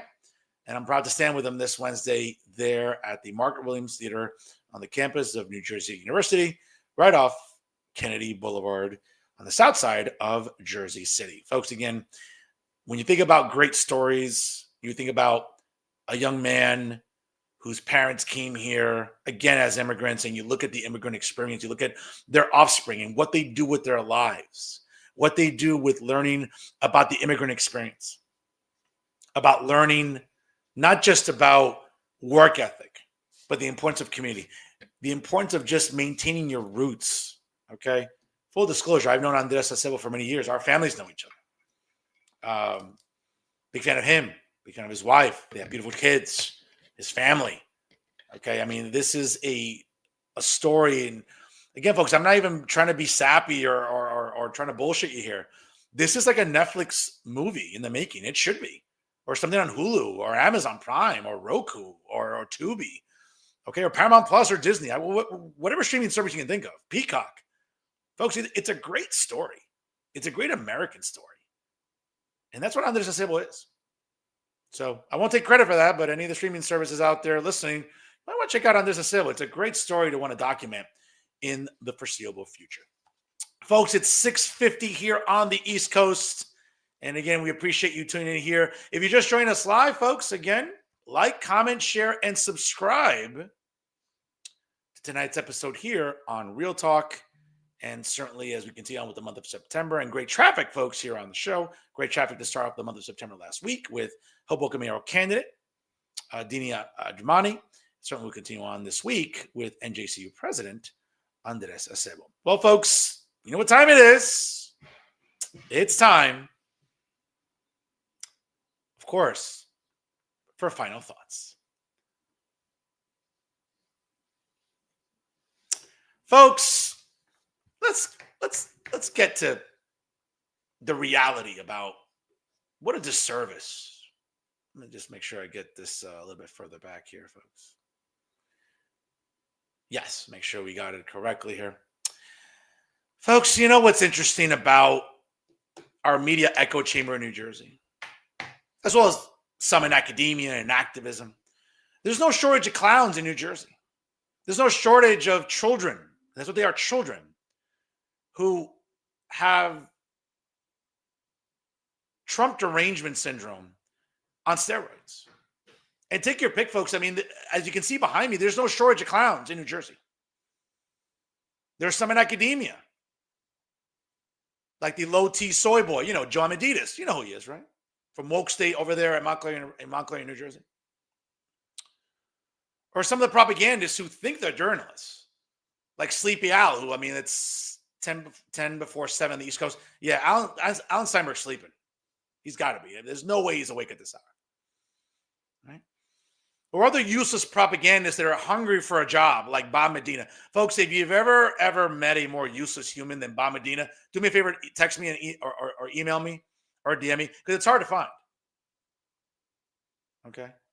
If there's anyone that's more of a grifter or panderer than Bob Medina, I mean, before Elise. Okay? Or other wannabe journalists like John Van Vliet over at Insider NJ. Or lazy asses, potheads like Matt Friedman, who, I mean, folks, if he works 6 months out of the year, that's a miracle. Because no one's reading the playbook anymore, folks. People maybe read it once in a blue moon, but let's be honest, folks. People read the Hudson County View and their newsletter on Mondays. Or the Morning Monitor by the New Jersey Monitor. Like, those are journalists that actually work. John Hines, Terrence McDonald. Even though Terrence McDonald sometimes writes some columns and editorials that piss me off, but, I mean, he's a good journalist. I mean, I can't deny that. He works. John Hines works. Can't say the same for some of these lazy bastards like Matt Friedman. Or John Van Vliet or Alan Steinberg. Okay?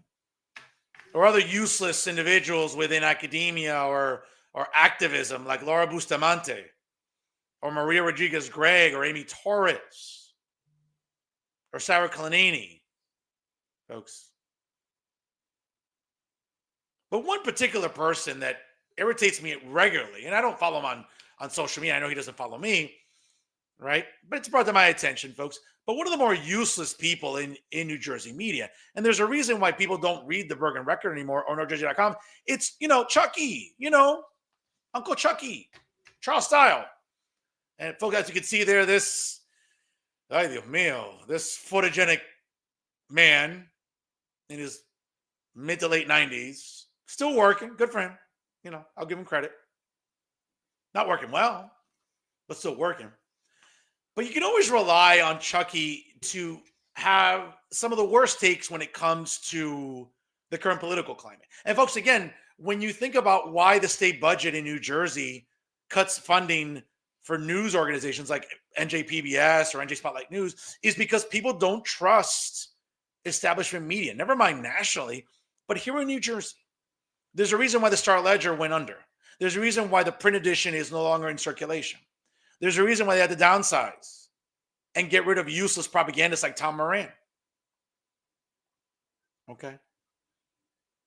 It's because people don't trust establishment media. People don't trust legacy media. People trust independent media like Fernando Uribe. But the erosion of trust, folks, that New Jersey residents have developed for legacy media is exemplified by this guy. Well, one of them. There's more later I'll tell you about. Okay? But leave it to Uncle Chucky. Okay? Leave it to Mr. Photogenic here to just, have awful takes on social media. Now you can see there, obviously, as he's talking about the U.S. Open orders broadcasters to censor reactions to Trump. ESPN, the sports betting channel, is now state-controlled media. No, Chucky, that's not true. And for everyone that was in attendance yesterday at the Arthur Ashe Tennis Center in Flushing, Queens, and I know plenty of people who were, I saw their Instagram stories. Contrary to what you want to believe, there was nothing to censor whatsoever. Because during the playing of the national anthem, the President of the United States got a very, very warm reception.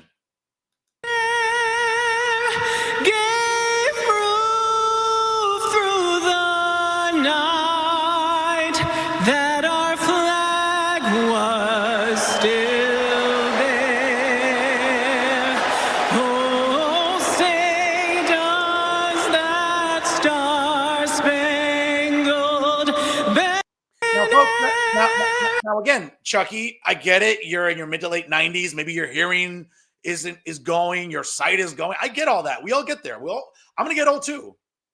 Okay. Hopefully I'll remain handsome into my 90s, unlike yourself. But what I could say is that, listen, not sure if my eyesight or my ears will fail me. Who knows? Maybe they will when I'm in my mid to late 90s like you. But folks, what's blatantly disingenuous and dishonest about Chucky Style, okay, is the fact that he can't even hide his bias against the president of the United States when clearly, once again, I'll play it again. Maybe Chucky is hard of hearing. I get it. You're in your mid to late 90s. But let's listen to the response again to the president of the United States. Gave proof through the night that our flag was still there. Oh, say does that star-spangled. Folks, you get the picture, right? And again, just another awful take from Chucky Style. But what really infuriates me about Chucky is this sort of, and Chucky reminds me of the typical white liberal that, for whatever reason, lives in this bubble about what enforcing federal immigration law should look like. Right? Okay.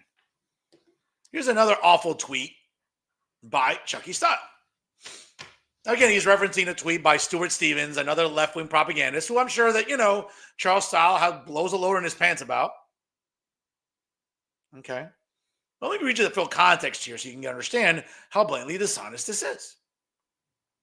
Now, Stuart Stevens posted a tweet, and you can read it there. I try to sort of capture it there, but I'll read it out loud to you in case you can't see it right there. ICE agents are such fragile flowers that they must hide their faces, while judges who sentence cartel members to life imprisonment, FBI agents who testify in court against cartel members, street cops arresting drug dealers, U.S. Marshals taking down murderers, none of them are afraid to show their faces. How many of these ICE agents are U.S. citizens? How many have criminal records? How many have domestic assault charges? How many are January 6th felons? We don't know, and ICE doesn't want us to know.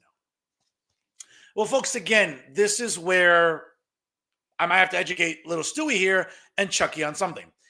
What's going on, Chucky, is many of those on the left, people who you call friends, many of the people I just showed in that chart before, are those that are actively want to dox ICE agents for simply doing their jobs.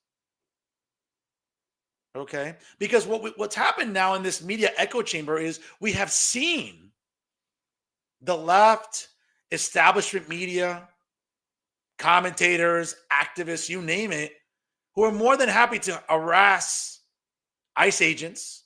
In some cases, you have members of the House of Representatives who, let's be honest, by the size of her, if she just sneezes on an ICE agent, she's going to assault them. And what I mean by U.S. Representative Monica MacGyver, okay? It's a pretty large girl, okay? So just even sneezing on someone, that's going to knock you down, okay? But seeing what she did, and Monica should rot in jail. Because if that was you or me assaulting an ICE agent outside a facility, we'd be in jail, folks. So next time Monica MacGyver wants to talk to you about privilege or whatever, she has privilege. Okay? But ICE agents are subjected to awful conditions. Have you seen what's going on in California? Have you seen people throwing rocks at them? Throwing Molotov cocktails? Have you seen people trying to take their license plates down or trying to take pictures of them? Have you seen people following ICE agents? Is that behavior you condone, Chucky? But again, folks, this is why Charles Style is such and you know what? I don't usually like to say this, but you know what? Last week when Scott Jennings referred to Minnesota Governor Tim Walz this way, I'm going to say it too. You know what makes Charles Style such a piece of shit? Is that Charles Style can't see the forest from the trees. Charles Style is such a piece of shit that he would rather virtue signal and bloviate for all his left-wing friends that somehow are offended about ICE doing its job. Which, by the way, during the 4 years of Joe Biden, a pretty good number of people that were being deported. Did Chucky, when he woke up from one of his 4 naps, have anything to say about the Biden administration? Of course not. Did he have anything to say between the years of 2009 to 2017 when Barack Obama deported more people, literally than the 16 years of Presidents Clinton and George W. Bush combined? Where Joe Biden deported more people during his one term, thank the Lord it was one term, than Donald Trump did during his first term? Did you ever once hear a complaint from Charles Style? Of course not. Because that would require Chucky, wait for it, to have what's called, and it's a big word for him because he struggles with, among other words, integrity. So next time you see Charles Style somewhere, folks, remind him what a piece of shit he is because he's not consistent. He's a lot of things. All right? He's not consistent. There's another C word I could call him, but, it's a family program. Okay? But, folks, this is what the establishment media in New Jersey consists of. Virtue signaling clowns who live for performative outrage. She had to know, Chuck, maybe ICE agents have to fear for their lives because people are throwing things at them.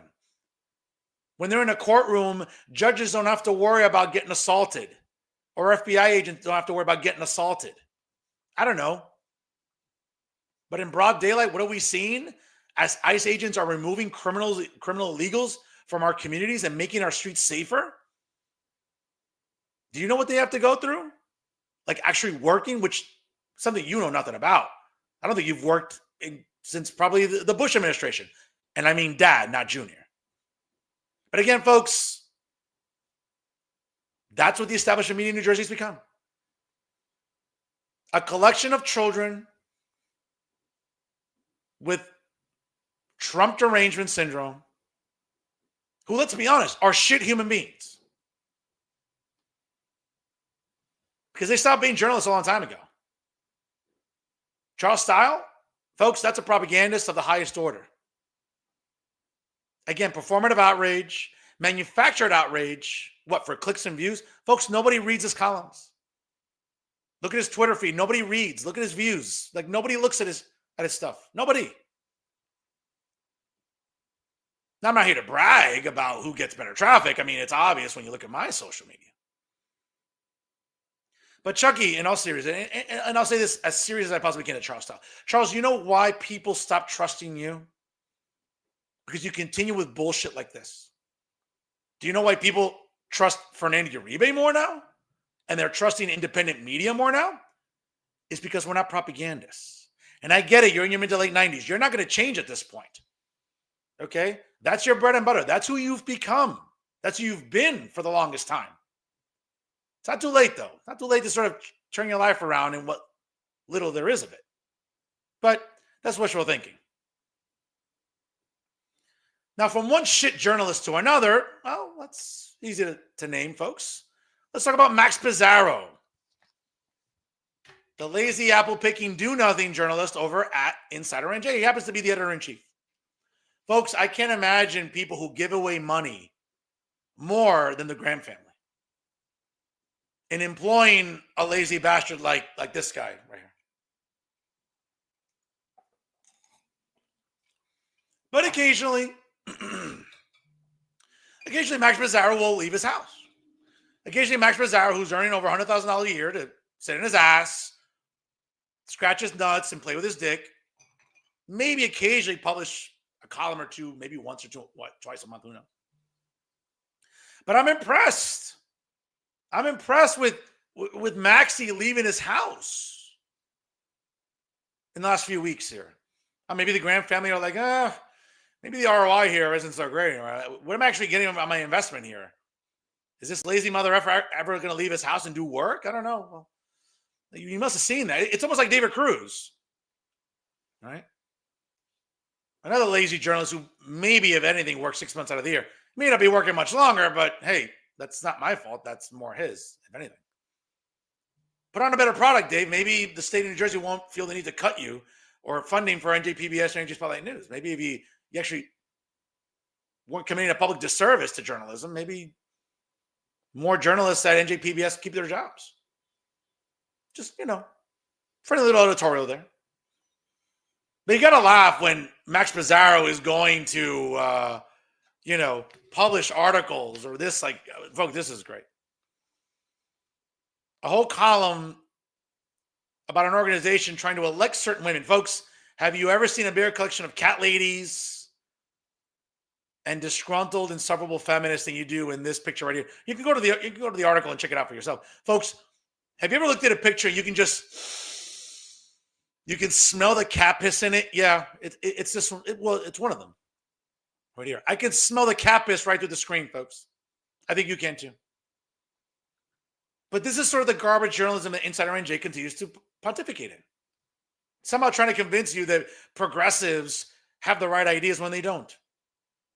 When it seems like women like this that are running for office or trying to get involved in politics care more about pronouns than public safety and property taxes.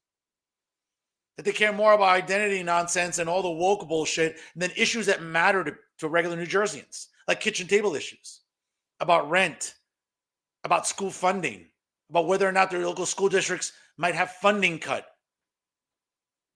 whether we're unnecessarily seeing more affordable housing in New Jersey that we shouldn't be seeing because of the Mount Laurel decision. Folks, these are the women that champion all these woke bullshit causes.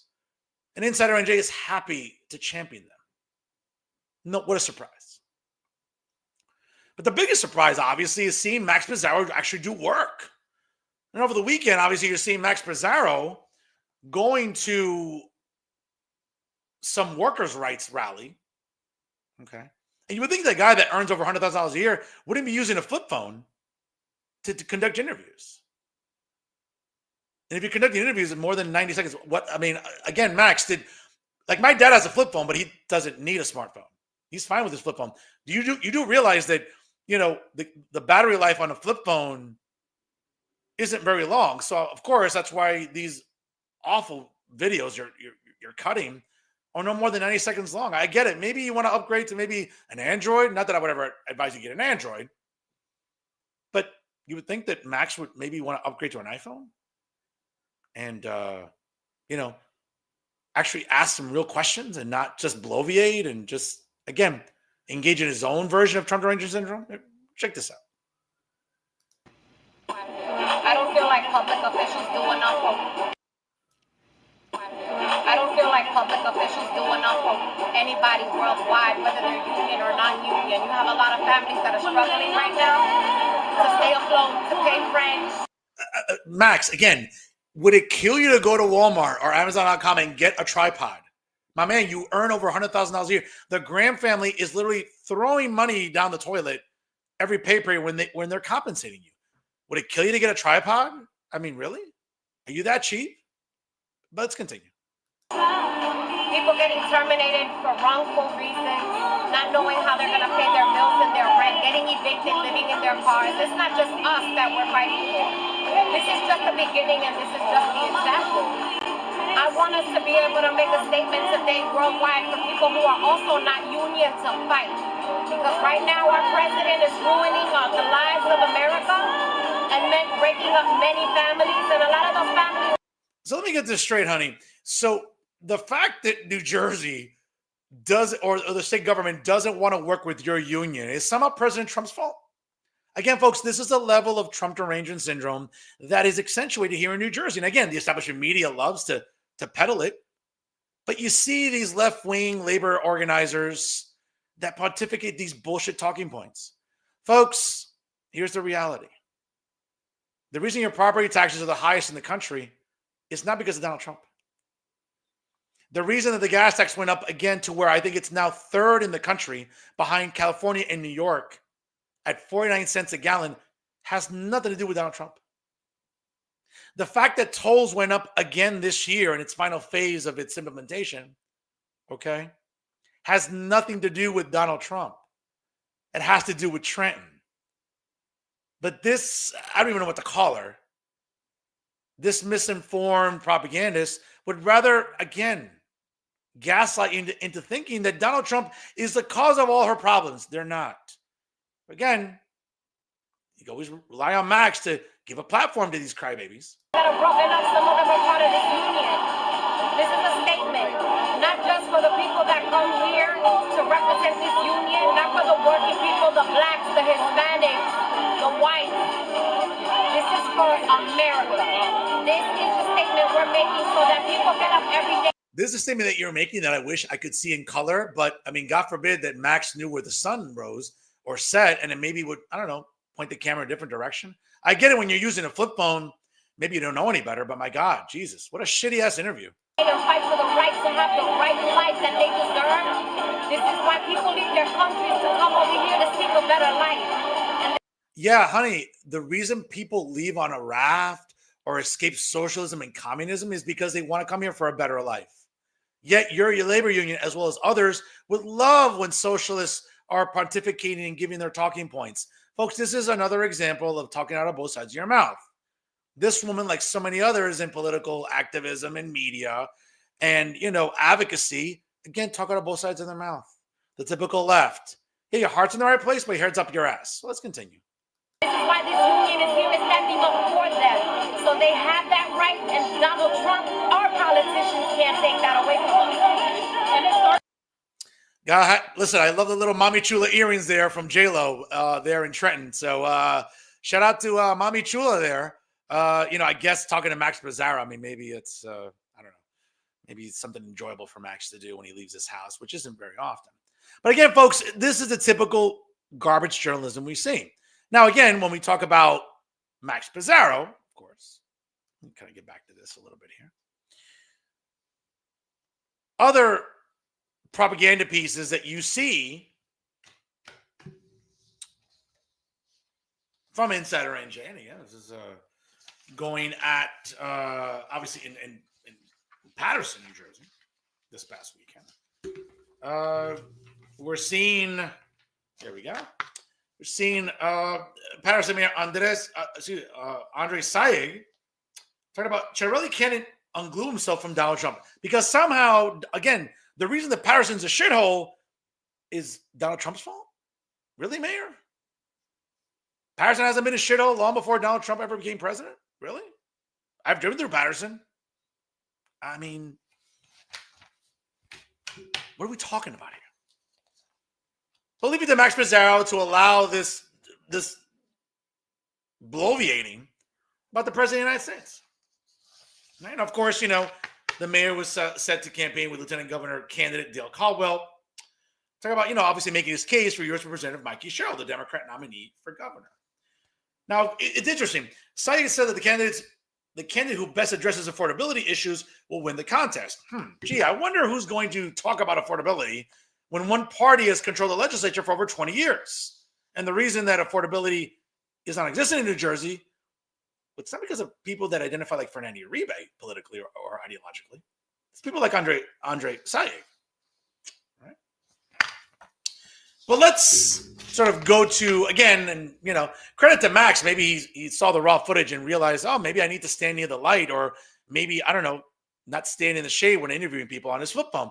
But listen to this, folks, this is classic here. You'll get to hear Max's awful questions. And the last one really, I think, accentuates how delusional Max is and how he just can't help himself when it comes to talking about the president of the United States. It almost seems like he blows a load in his pants when talking about Donald Trump. It's almost like he can't help himself. Folks, the Trump derangement syndrome, it's strong with this one. Let's check it out. Paterson has underperformed significantly in gubernatorial elections. In fact, elections across the board. How does that change in this general election? Tomorrow, we're going to be hosting the next Lieutenant Governor of the state of New Jersey, Dr. Dale Caldwell, right in front of my house. We're launching a massive canvass. We're going to be hitting the streets. Paterson will be pound town once again tomorrow with Dr. Dale Caldwell and the local Passaic County Democrats. What are the specific issues that motivate voters in Paterson for this Democratic ticket, Mayor? Affordability and empowerment. So you've heard our next governor, Mikey Sherrill, talk about it ad nauseum as far as utility bills are concerned. And so we're going to be hyper. By the way, Mayor, again, and leave it to Max to ask the most mundane, charisma sucking questions possible. Okay. But what's interesting is, about utility bills. Kind of reminds me last year. Remember last year when Kamala Harris was talking about, well, folks, if you elect me into office, I'm going to make sure I address affordability and inflation on day one. Sweetheart, you were in office. You had a chance to fix that while you were in office. Somehow Mikey Sherrill, folks, wants you to believe that should she win on November the 4th, and upon taking office in January, that somehow Mikey Sherrill can wave a magic wand and freeze utility bills. So much so that the current governor, Phil Murphy, had to check her on it and correct her publicly. Has it ever thought, or at least the thought come to someone's mind, that if utility bills could be frozen, it'd be done now by Democrats in New Jersey, since Democrats control the legislature, both chambers, and a Democrat occupies the governor's office? Don't you think if we could freeze utility bills, as Mikey Sherrill is suggesting, why do we have to wait until January should Mikey Sherrill be victorious? Can't it be done now? Oh, that's right, it can't. But somehow, Mayor Sayegh and Mikey Sherrill want you to believe that that's going to happen. But let's continue. Focused on making sure the message gets out that we are advancing an affordability agenda and an empowerment agenda. Jack Ciattarelli came to your town to campaign. What makes you confident that voters here will not respond to his message, particularly on affordability issues? 2 words: Donald Trump. Again, folks, Andrés Sayegh, again, is symptomatic of the typical Democrat Party playbook right now. It's just gaslighting you. Once again, folks, Donald Trump has nothing to do with the fact that your property taxes are the highest in the country. Donald Trump has nothing to do that the budget, has gotten fatter than the latest Victoria's Secret models that were modeling lingerie. Well, not lately. I mean, thankfully, we're moving away from that woke bullshit. Okay. But isn't it interesting that when the budget was $29 billion at the end of 2017, well, the budget got fatter than the governor who signed it in 2017. Folks, the state budget has doubled in the 8 years since Chris Christie. Spending has become out of control. We've been coddling illegals at the cost of $7 billion per year to provide them health care, to provide them other amenities at the expense of taxpayers. To illegals, folks, because New Jersey is a sanctuary state. And we've had a governor and 2 attorney generals that have pretty much handcuffed law enforcement from working with ICE. Not only during the first Trump term, but now during the second Trump term. When we are seeing the stain that illegals are causing in our community. Anchor babies being born by the truckloads. Classroom sizes exploding because guess what? A lot of these illegals come here, have their babies here, and guess what? They're citizens. And now we're obligated to take care of them. Give them housing, give them school, give them amenities, give them health care.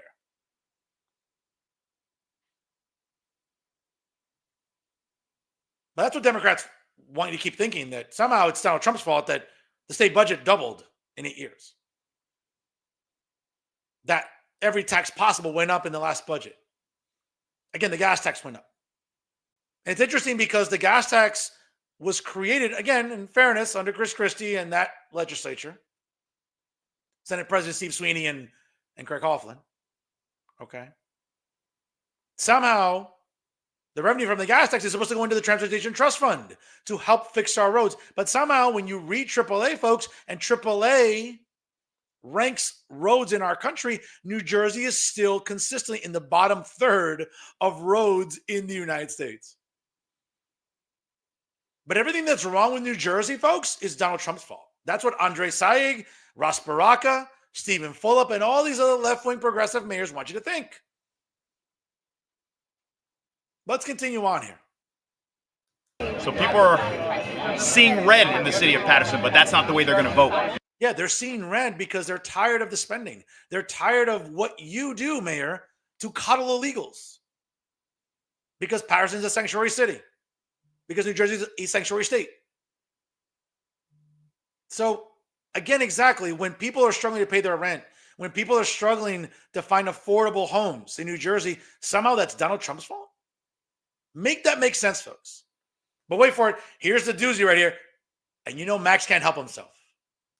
Mayor, last question. Sure. Donald Trump mobilized the National Guard in Washington, D.C. What would a strategy like that look like in Paterson?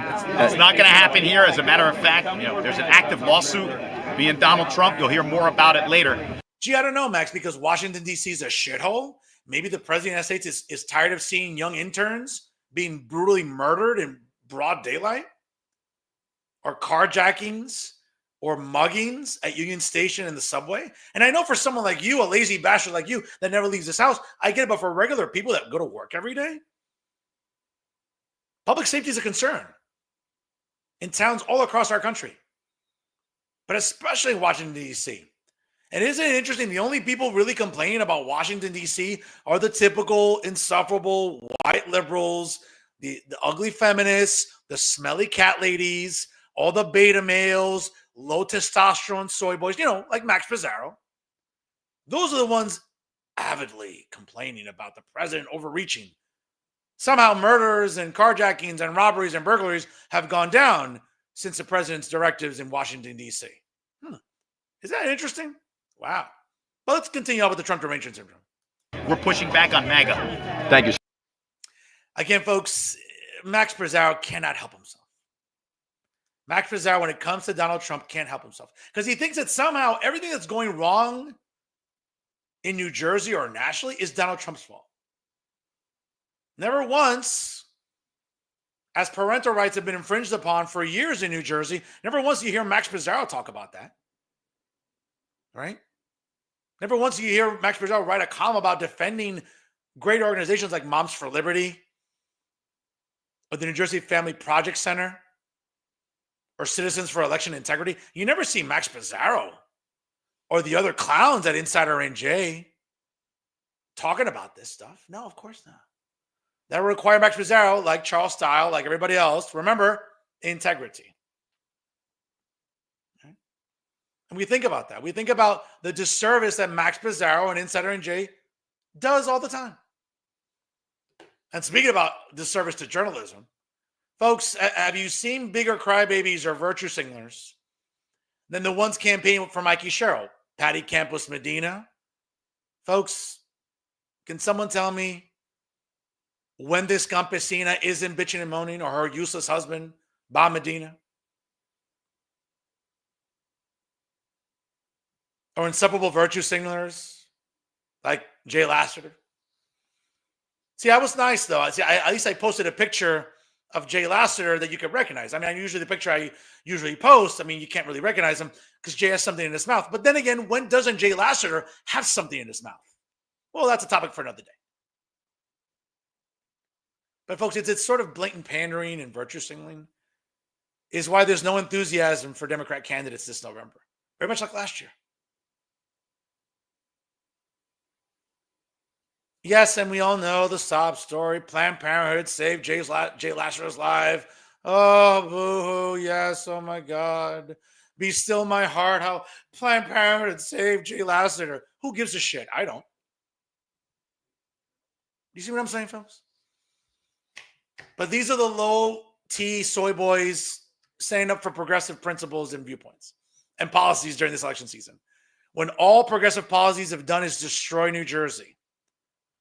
But these are the people that Insider NJ employs. These are the people that Insider NJ avidly loves to have on their team. Kind of makes you wonder, folks. Garbage policies attract garbage humans.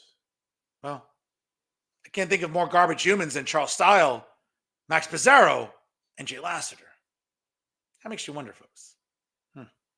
And those are my final thoughts. Folks, before we call it a night here, once again, I want to thank everyone for making August of 2025 another successful year here on Real Talk, with over 48,000 plus views, all organic, folks, nothing boosted, on Facebook, Instagram, LinkedIn, Twitter, YouTube. I want to thank everyone who tunes in every Monday night live and also shares the replays. Without you, my loyal viewing audience, it would not be possible to have the success that this show continues to enjoy every single week, being the leader in independent media. And that's our show for this week. Once again, folks, I want to thank the 13th president of New Jersey City University, Andrés Acebo, for an enlightening conversation, an informative one, of course, about higher education, his great story, and of course, the future of NJCU and all the great things happening at New Jersey City University. Again, for more information about their great academic programs and much more, please visit njcu.edu. Don't forget to like them on Facebook, of course, follow them on Instagram and X, along with also making sure you subscribe to them on LinkedIn and also on YouTube.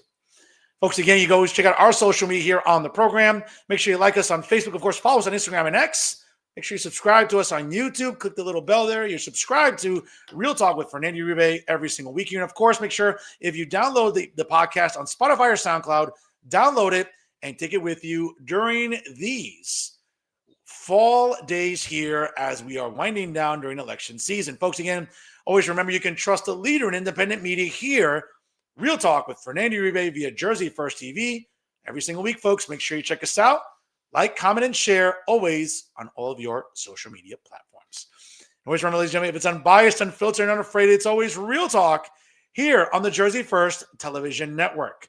I'll continue to be the generational talent in Garden State Media. And of course, folks, I'll be the hero you need right now because my level of honesty, now more than ever, is truly necessary in this era of journalistic deception. That's right, folks. It's me, Fernando Uribe, saying happy Monday. Again, enjoy the rest of your week, folks. Congratulations once again to Andrés Acebo. I'll be there this Wednesday at his ceremony as he's sworn in as the 13th president of New Jersey City University. Folks, again, enjoy yourselves. Please party responsibly. Again, enjoy yourselves with the NFL, college football, of course. The baseball pennant race is heating up. Hockey and basketball will be returning soon. And, of course, the MLS playoffs are right upon us. So, again, folks, enjoy yourselves. Look after your elderly neighbors. Take care of your kids. Again, folks, please drive carefully. School's back in session. Our great crossing guards are doing great work and making sure our kids get to and from school safely. Make sure you do too. I'll see you next week here, folks, on Real Talk via Jersey First TV. Thanks for stopping by. And always remember, stay classy, everyone.